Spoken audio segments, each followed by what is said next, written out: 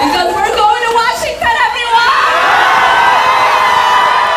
Ilhaan Cumar oo ka soo jeeda jaaliyadda Soomaaliyeed ee dalka Mareykanka ayaa ku guuleystay doorasho ay xisbigeeda dhexdiisa ka gashay taas oo loogu tartamayay matalaadda kursiga xildhibaanada aqalka wakiilada ee degmo ka mid ah gobolka Minnesota. Waxay loolan adag kula jirtay siyaasiga lagu magacaabo Anthony Melton iyo saddex musharax oo kale kuwaas oo dhammaantood u hanqaltaagayay in iyada ay meesha ka saaraan.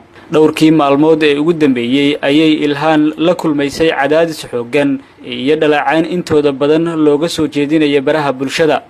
laakiin taageerayaasha xisbiga ayaa mar kale Ilhaan u xushay inay sii difaacato kursigeeda degmada shanaad ee Minnesota marka la gaaro doorashada Mareykanka ee ka dhacaysa bisha November.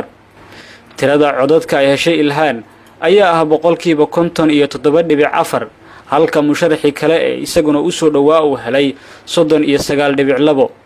Ilhaan ayaa guusheeda kadib waxa ay boggooda Twitterka ku soo qortay gudaha Minnesota markasta waxaan ognahay in dadka is abaabulay ay ka adkaanayaan lacagta la abaabulay caawana dhaqdhaqaaqeenu guul kaliya ma uusan soo hoynin waxaanu kasbanay maamul isbedel keenay iyadoo ay jiraan dadaallo dad gobolka ka baxsan ay ugu jiraan in guuldarro ay nagu dhacdo. mar kale ayaan taariikhda dhignay iyadoo ay jiraan weerar nagu socda isla markaasna ay taageerayaashu sii kordhayaan. Anthony Melton oo ah musharaxa kale ee isagu sida ugu weyn ugu xusul duubanayay in uu kursiga ka saaro haweeneydan Ilhaan Cumar ayaa lagu soo saaray sida la sheegay ama lagu soo gaarsiiyay codadkaasi 39 ka ah lacag tiro badan oo uu isticmaalay. lacagta badan ee uu olliis urursanay ayaa waxa ay keentay xataa inuu iibsado xaysiinaha warbaahinaha gudaha dalkaasi Mareykanka taas oo cabsi badan ku abuurtay Soomaalida Mareykanka ee ku dhaqan gudaha dalkaasi Mareykanka.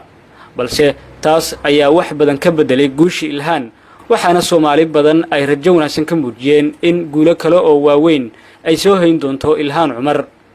4 sano ee la soo dhaafay waxa Ilhaan si weyn uga dhex muuqatay siyaasadda Mareykanka iyadoo codadkeeda ku muujinaysay sida ay uga soo horjeedo siyaasadda maamulka madaxweyne Trump. waxay noqotay gabadhii ugu horeysay ee Soomaaliya ka soo jeeda ee heerkaasi gaadha sidoo kalena waxay ka mid tahay haweenka muslimka ah ee markii ugu horeysay ku biiray Koongareeska Mareykanka. Ilhaan oo kursigeeda difaacanaysa ayaa ku guuleystay codad ka badan kuwa ay u baahneed in ay ku soo baxdo sidaas waxay ku noqonaysaa musharaxa xisbiga dimuqraadiga ee doorashada uga qayb gali doona bisha November. waxay doorashadaasi ku wajihi doontaa musharax ka soo jeeda dhinaca xisbiga Jamhuuriga.